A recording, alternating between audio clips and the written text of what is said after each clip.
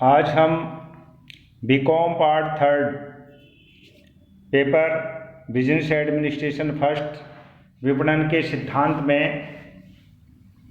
बाजार विभक्तीकरण के बारे में पढ़ेंगे।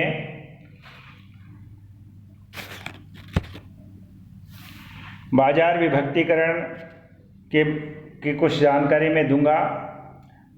विपणन कार्य जो है वो बाजार में संपन्न किया जाता है और वर्तमान युग में बाजार अत्यंत विस्तृत हो गया है। ठीक है, भूमंडलीकरण के वर्तमान दौर में बाजार की सीमाएं किसी देश विशेष तक सीमित नहीं रह गई हैं, बल्कि संपूर्ण विश्व ही एक बाजार बनता जा रहा है। ऐसे विस्तृत बाजार में भिन्न भिन्न आयु, आय, जाति, लिंग के लोग होते हैं। उनके धंधे, पेशे या व्यवसाय में भी समानता नहीं है। उनकी आवश्यकताओं, इच्छाओं, वरीयताओं को पसंद आदि, नापसंद आदि में अंतर भी पाया जाता है, बहुत बड़ा अंतर पाया जाता है। इतना ही नहीं, एक प्रदेश के लोगों के जीवन स्तर, व्यवहार एवं मूल्यों में दूसरे प्रदेश के लोगों से भिन्नता पाई जाती है। कहने का तात्पर्य है कि संपूर्ण बाजार में विद्यमान सभी लोग यानी अर्थात ग्राहक एक समान नहीं है। उनकी विशेषताओं, आवश्यकताओं, आचार विचार एवं व्यवहार में पर्याप्त अंतर विद्यमान है। परिणाम स्वरूप कोई भी विपणनकर्ता ऐसे संपूर्ण बाजार में लोगों, ग्राहकों में अपने उत्पादों, सेवाओं का विपणन एक समान रणनीति के अधीन नहीं कर सकता है। यानी एक ही तरीके से एक ही रणनीति अपनाकर नहीं कर सकता है। उन सभी लोगों, ग्राहकों के लिए एक समान विपणन योजना कारगर सिद्ध नहीं हो सकती है। ऐसे में विपणनकर्ता को अपने संपूर्ण बाजार को कुछ खंडों में विभाजित करना पड़ता है। एक खंड में एक समान या लगभग समान विशेषताओं, आवश्यकताओं वाले ग्राहकों के समूह को रखा जाता है। लोगों की विशेषताओं, आवश्यकताओं, व्यवहार आदि के आधार पर अनेक खंड यानी बांट दिया जाता है, उनको ग्रुप बना दिए जाते हैं, समूह बन जाते हैं। विपणनकर्ता उन बाजार खंडों में से किसी एक या कुछ खंडों का चयन कर सकता है जिनसे वह प्रभावी ढंग से विपणन कार्य कर सकता है। इस संपूर्ण प्रक्रिया को ही विशेषज्ञों ने बाजार विभक्तीकरण का नाम दिया है।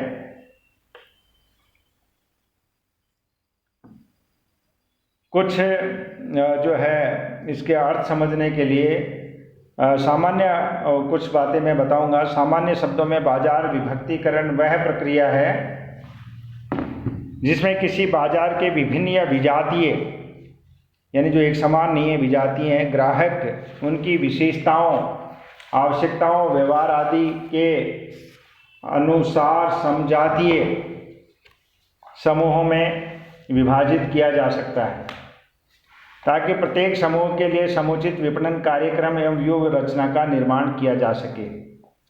बाजार विभक्तीकरण के लिए फिलिप कोटलर कहते हैं, बाजार विभक्तीकरण एक बाजार के समान प्रकार के ग्राहकों को उप समूहों में उपविभाजित करना है ताकि किसी उप समूह का काल्पनिक रूप से ऐसे लक्ष्य बाजार के रूप में चयन किया जा सके जिससे विशिष्ट विपणन मिश्रण के साथ प्रवेश किया जा सके। कोटलर तथा आर्मस्ट्रॉन्ग के अनुसार बाजार विभक्तीकरण से तात्पर्य एक बाजार को ग्राहकों को ऐसे छोटे विशिष्ट वर्गों में विभाजित करना है जिनकी आवश्यकताएं, विशेषताएं या जिनका व्यवहार विशिष्ट प्रकार का है, जिन्हें अलग प्रकार के उत्पादों या विपणन मिश्रणों की आवश्यकता पड़ सकती है।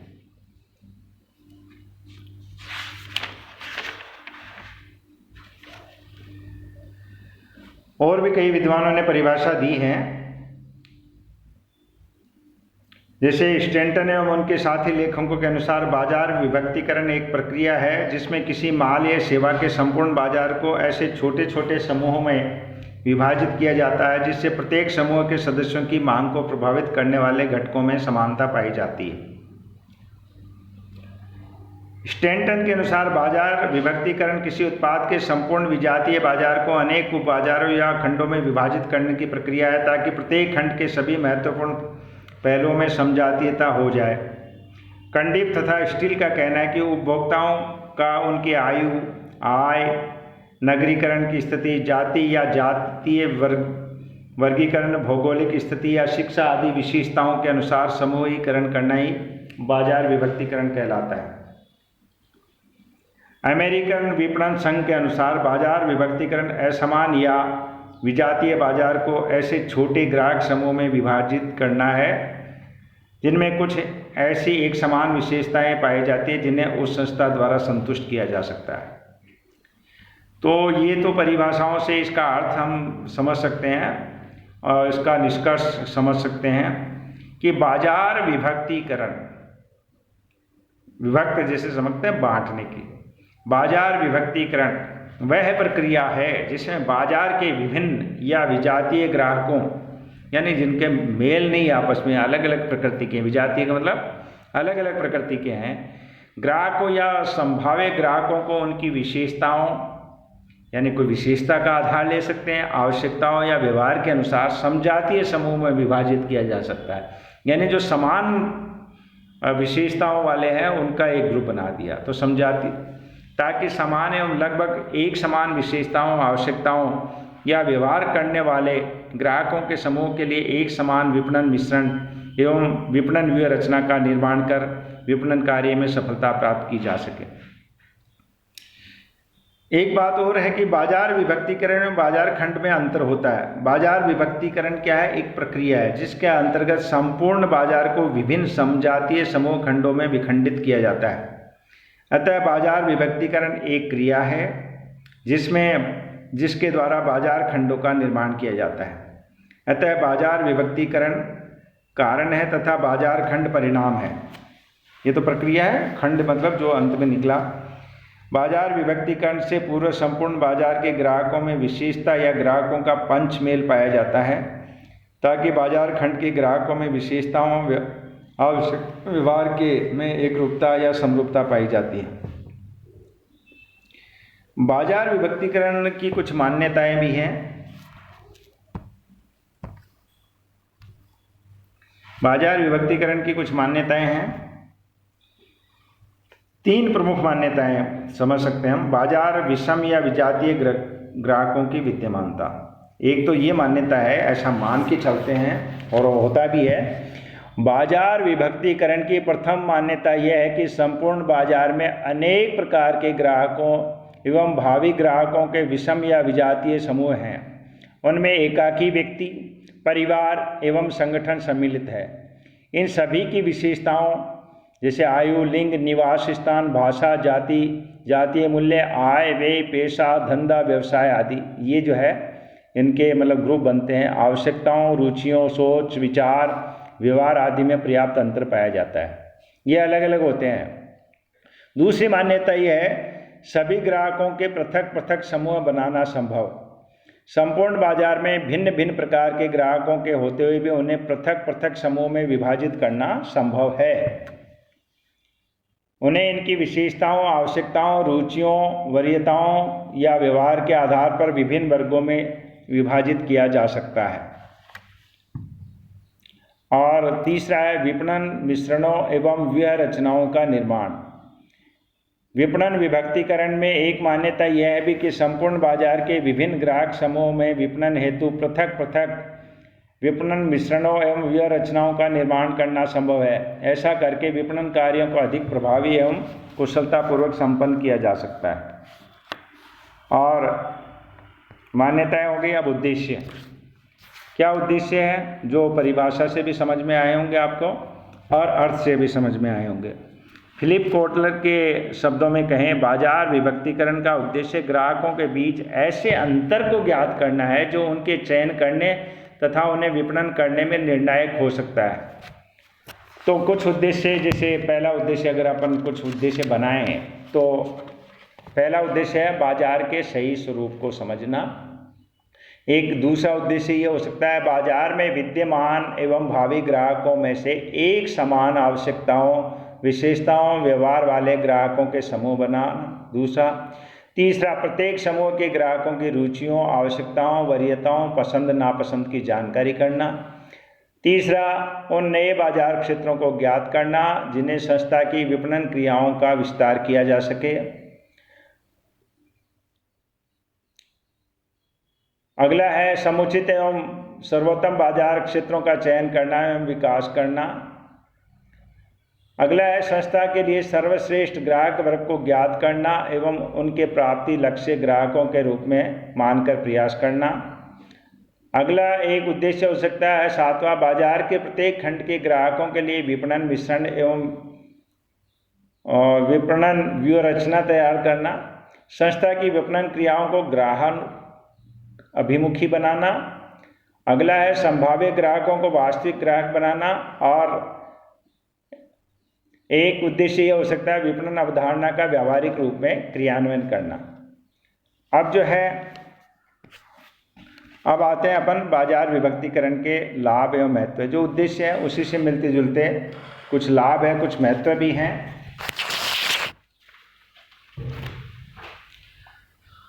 बाजार विभक्तिकरण अनेक प्रकार से लाभदायी है।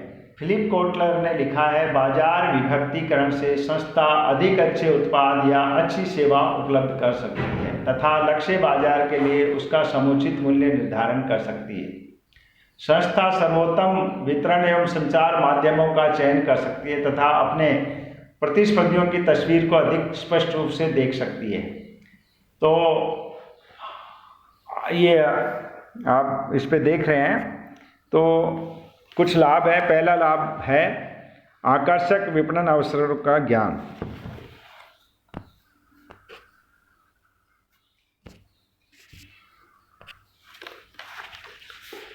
बाजार विभक्तिकरण से संपूर्ण बाजार के विभिन्न खंडों के ग्राहक समूह की जानकारी प्राप्त हो जाती है।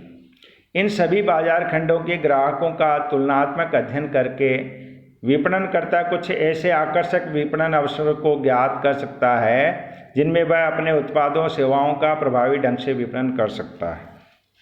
तो एक ये हुआ। दूसरा है लक्ष्य बाजार के चयन में सुविधा। बाजार विभक्तिकरण न केवल संपूर्ण बाजार में उपलब्ध अधिक आकर्षक बाजार खंडों की जानकारी हो पाती है, बल्कि उसके विपणनकर्ता को अपने लक्ष्य बाजार के चयन में भी सुविधा हो जाती है।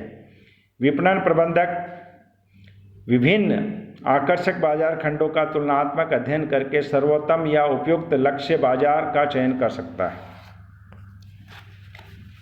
तीसरा, उत्पाद मिश्रण के निर्धारण में सुविधा। बाजार विभक्तिकरण के द्वारा प्रत्येक बाजार खंड के ग्राहकों की आवश्यकताओं, रुचियों, वरीयताओं एवं आय एवं आयु वर्ग की पूरी जानकारी हो जाती है। विपणनकर्ता इस जानकारी के आधार पर अपना उत्पाद मिश्रण निर्धारित कर सकता है। इसी आधार पर वह समय समय पर उत्पाद मिश्रण में परिवर्तन एवं संशोधन भी कर सकता है।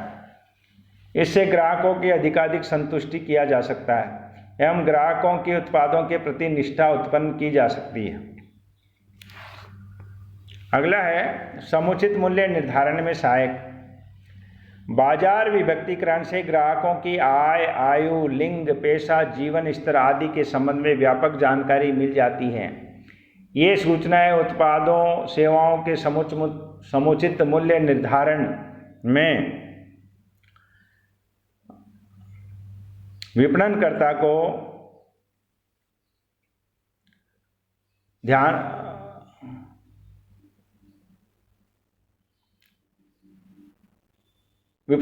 को महत्वपूर्ण रूप से सहयोग प्रदान करती है।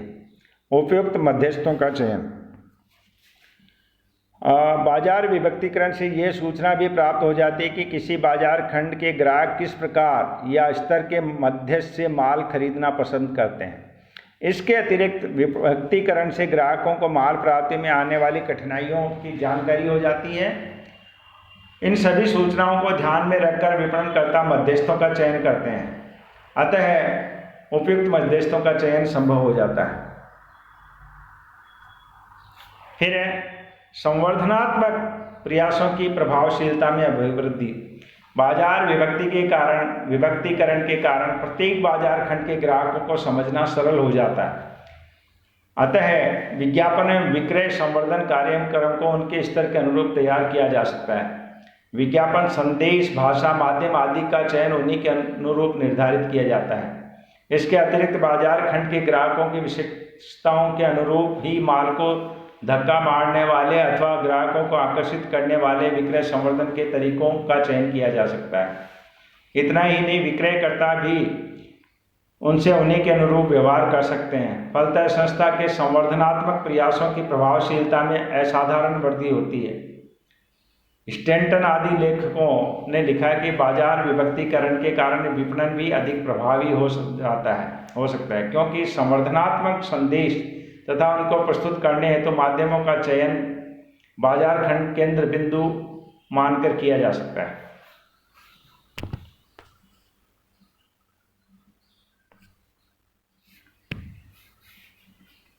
फिर जो है वह है 7वां,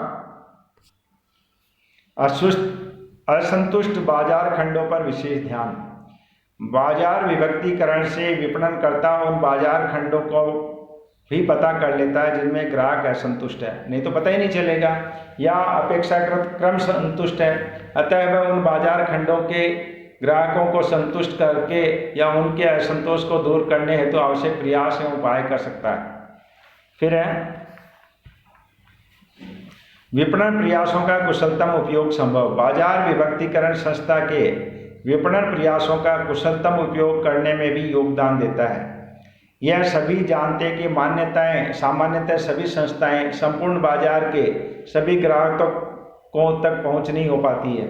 ऐसा उनके विपणन प्रयासों की सीमाओं के कारण होता है, किंतु कोई भी संस्था एक सीमित बाजार खंड या कुछ खंडों का चयन करके अपने विपणन प्रयासों को वहीं केंद्रित कर सकती है। ऐसा करके वह संस्था अपने सीमित प्रयासों एवं क्षमताओं का कुशलतम उपयोग कर सकेगी। अतः फलतः विपणन कार्य अधिक कुशलता एवं मित्रता से संपन्न किए जा सकेंगे। अब विपणन संसाधनों का प्रभावी उपयोग। बाजार विभक्तीकरण संस्था के विपणन संसाधनों के प्रभावी उपयोग में योगदान देता है। विपणनकर्ता उन बाजार खंडों के लिए अधिक संसाधन आवंटित कर सकता है जिनमें उन्हें अधिक सफलता की आशा हो। जिन बाजार खंडों में संस्था के उत्पादों सेवाओं के लिए मांग उत्पन्न करना लगभग संभव या कठिन हो, उन खंडों में साधनों को कम किया या हटाया जा सकता है। इसके अतिरिक्त वह अपने विपणन कार्यक्रम को बाजार खंडों की आवश्यकताओं के अनुरूप तैयार कर सकता है।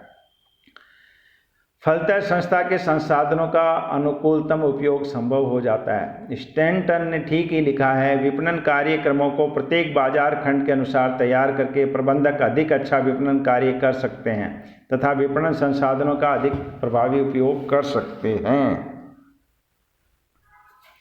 फिर प्रतिस्पर्धी पर विजय। बाजार विभक्तीकरण प्रतिस्पर्धा के एवरेस्ट पर विजय दिला सकता है। विभक्तीकरण से प्राप्त सूचनाओं के आधार पर प्रत्येक बाजार खंड के ग्राहकों के साथ साथ प्रतिस्पर्धी उत्पादों एवं उनके विपणनकर्ताओं के बारे में भी जानकारी मिल जाती है। प्रतिस्पर्धियों के उत्पादों एवं विपणनकर्ताओं की शक्तियों एवं कमजोरियों की पर्याप्त जानकारी मिल जाती है। फलतः विपणनकर्ता उसी अनुरूप अपनी व्यूह रचना बनाकर प्रतिस्पर्धी पर विजय प्राप्त कर सकता है। इतना ही नहीं, विभक्तीकरण से प्राप्त सूचनाओं के आधार पर ग्राहकों के विभिन्न समूहों की आवश्यकताओं, इच्छाओं, वरीयताओं आदि के अनुसार भिन्न भिन्न विपणन व्यूह रचना तैयार करके भी प्रतिस्पर्धियों पर विजय प्राप्त की जा सकती है। इसलिए कई विद्वान तो यहाँ तक कह सकते हैं कि बाजार विभक्तीकरण प्रतिस्पर्धा में विजय प्राप्त करने का एक प्रमुख अस्त्र है। फिर है प्रभावकारी विपणन कार्यक्रम में सहायता।